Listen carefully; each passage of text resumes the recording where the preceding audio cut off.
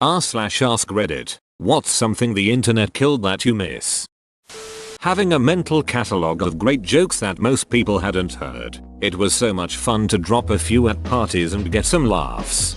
I remember how people like that were always the best to have around. They were like joke wizards. That was me. Now it only works with my parents and other baby boomers. If you were exceedingly dumb or had terrible ideas, your reach was really only your direct circle of friends. Now idiots can broadcast their ideas across the planet with a click. The village idiots have gone global.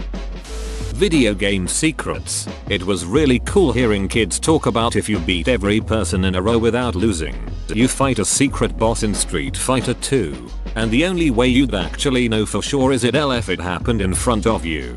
And being the first to speed news of secrets and Easter eggs among your group of friends. Now you can look up whatever you want to know. And where to find any object in almost every game there is. I miss playground rumors. And when games had genuine mystery. User-generated web content with no thought to advertising. Search engine optimization. Monetizing.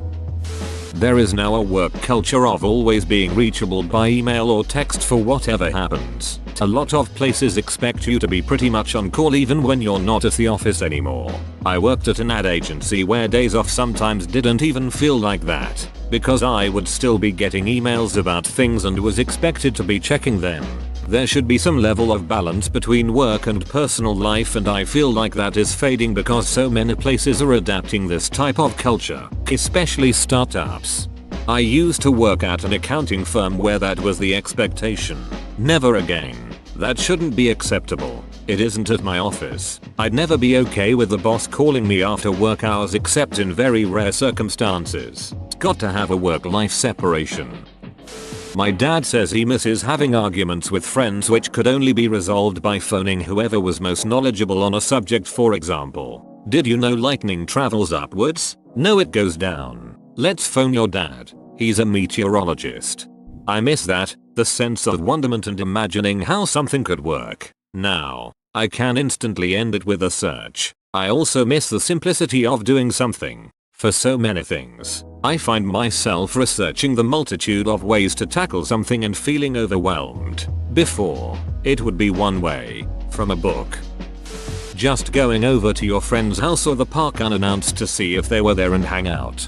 I miss this. When you had to physically go hunt your friend down and link all the clues you had together. Like, well, her mom said she left for the corner store like 10 minutes ago. But her bike is parked at the river, so she probably took X path to get there and blah blah blah until you found them, lol. Yard sales, garage sales and flea markets. People still have them. But it's way harder to find stuff at a good price. eBay and Amazon have ruined that. Because everybody just looks up what things are selling for, and sometimes eBay is ridiculously inflated. I found a rare Nerf gun that we had been looking for at a flea market once, and the lady was charging $150, because that was the going rate on eBay. People are always selling action figures in crappy condition for $20, because they don't realize that that price is mint in box, and all of the arms and legs are required. Like, I just wanna grab a TMNT toy for my kids. I'm not paying $20 for your broken toy. It used to be about persistence and digging up a good deal somewhere. Now, I may as well just buy it off of eBay. The cost is the same and my house smells better than most of the people at the flea markets. People throwing garage sales don't seem to understand that garage sales are meant for getting rid of unwanted stuff. Getting money for it is just a bonus. You need to price that stuff at the point where you get a little something, but it still flies off the table, or you gotta be open to haggling. If you want top dollar, go on Craigslist, price it fairly, and drop the price gradually until it's gone. My eyesight. I told you you'd go blind if you kept doing that. BBS systems. When I was a kid there were local bulletin board systems. We chatted, we left messages, arranged doom death matches and played door games. Then you'd see those people in real life, at school and user meetups. It was all local. AOL chatrooms. Around 2006-ish, the internet moved from being a way to talk to new people to a way to keep talking to people you already know. That's super useful and all, but there was a lot to be said for building friendships with total strangers who you only knew by username. but would still chat every night. It was part of the internet of discovery rather than the internet of familiarity. I miss it. At times, it was nice to have it be so easy to build those connections. I miss the feeling of walking into a Blockbuster but still appreciate the convenience of streaming. I did Blockbuster's attempt to compete with Netflix DVD mailings. It was awesome because they let me bring a mail disc into the store and exchange it for a free rental. They would send the next disc when it was scanned at the store, so I was never without something. I didn't miss a new release for about 2 years. Photo albums. My parents have all these awesome albums from when they were kids, and then when they got married, and then from my childhood. I love leafing through them when I'm at their house. My own photos are all on Facebook or Instagram and it's not the same at all. Snapfish, Walgreens, etc. let you get prints of digital photos. They aren't always as detailed as 35mm prints but work pretty well. I miss when concerts didn't have a sea of people filming a video from their phone. Like many people, I'm often nostalgic for the feeling of brick and mortar rental stores. I can't describe the joy I felt walking into a Blockbuster on a Friday night hoping the new movie I wanted to rent wasn't sold out, and getting overpriced movie snacks while waiting in line. Being off the grid, internet and cell phones ruined it. Nothing stresses me out more than a string of texts in the morning. I feel like I have to check it in case it's work related. Email used to be fun. Now it's just a series of people needing something from me or trying to sell me something. Maybe I'm just an old cranky man. If being stressed by morning texts and email means being old cranky man, then I'm definitely an old cranky man at 26. Reading a book before bed. Now I mostly surf the web until I get tired. I've been trying to break that habit myself. Even with night screen enabled, I find that looking at my phone makes it hard to go to sleep. Whereas reading a book wouldn't have that effect on me. But it's so damn hard. I usually end up down some rabbit hole of nonsense on my phone. I simply lose track of time. Bookstores and music stores. The feeling of walking into a Borders and browsing the eternally high bookshelves can't be topped. Journalism. Via forcing a change from subscription to eyeball ad click-based revenue. Get the facts right became get it out first. Unemployed person on Twitter became journalist. Don't become the story became your identity drives your reporting. Be objective became advocate. Newspapers and reporters became brand names. The evening news became the evening 6-hour opinion block.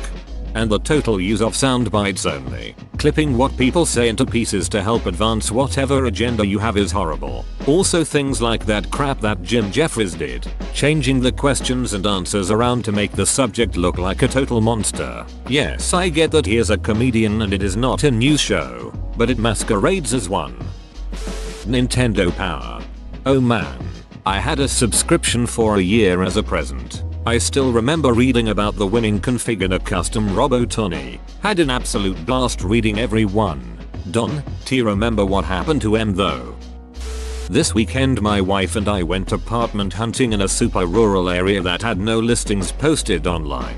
We popped into a real estate office and talked to someone there about apartment rentals. They just sold houses, but they gave us a few names and numbers of friends they had that did rentals. One was the owner of a lumber supply shop, so we followed the real estate guy's directions up the street, turn at the bank, go through a light and turn to the right to the lumber yard.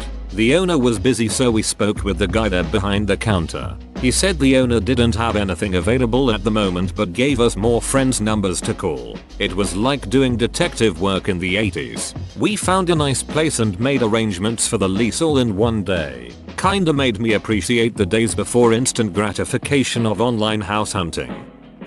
Quite a few things I could mention. Going to the mall, privacy, etc. But I really miss going to the store to buy an album I like. I loved record stores. I still like buying the CD because it contains artwork and there's just something special about having an album in your hands that you've been waiting years to listen to. Now everything is on iTunes or Spotify. It seems more impersonal than it should. Event planning announcements didn't rely on Facebook. I mean, social media was in full swing by the time I was 19, so I only speak of teenage childhood memories, but I feel like when event planning involved phone calling, texting, and speaking to each other face to face. You really had mutual connection from people who were as into the idea as you were. Nowadays someone ticks that damn maybe interested or yes button or says oh sweet I'll get back to you in Messenger, and that's the last you hear from them until they don't show anyways. And yes, I'm bitter from being on the receiving end of many people doing that. I really miss Minecraft before it was memed. It was such a wholesome game that I honestly loved playing when I was younger. It hasn't stopped being a wholesome game. There's just way more stuff in it now. Not having access to literally all the information.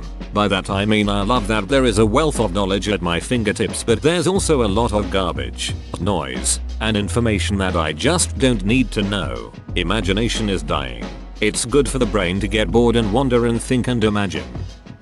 Shortwave radio. Every day and night you could tune in pretty much every country on the planet, and there were even published guides, like TV Guide. I had so much fun trying to tune in stations all around the world and putting pins in my world map for all of the ones I managed. Conditions vary a lot based on day or night, frequency, solar conditions, etc. And you could also write to the stations with a report and get postcards and pennants and other swag from them. It all started dying in the 2000s once the internet meant you could find info about everyone everywhere. I found my old shortwave radio a year or two ago from Radio Shack, another thing I miss. And you can still get some stuff, but the bands are dead for the most part. It's sad that magic is gone, Mystery in video games. I feel like playing was more meaningful without wikis and guides readily available. This especially applies to MMOs, knowing the game used to be a really great featuring. Catalogs. Haven't seen anyone post that yet. I remember flipping through the JCPenney Christmas catalog and circling stuff for my wish list. Also, Bass Pro Shops and Sears had some really cool outdoor gear and tools that was fun to look through. Whoa, you made it to the end? You're a ducking beast. I'll cut you a deal. Smash like and subscribe for more curated content, bruh. It's free and that's a great price.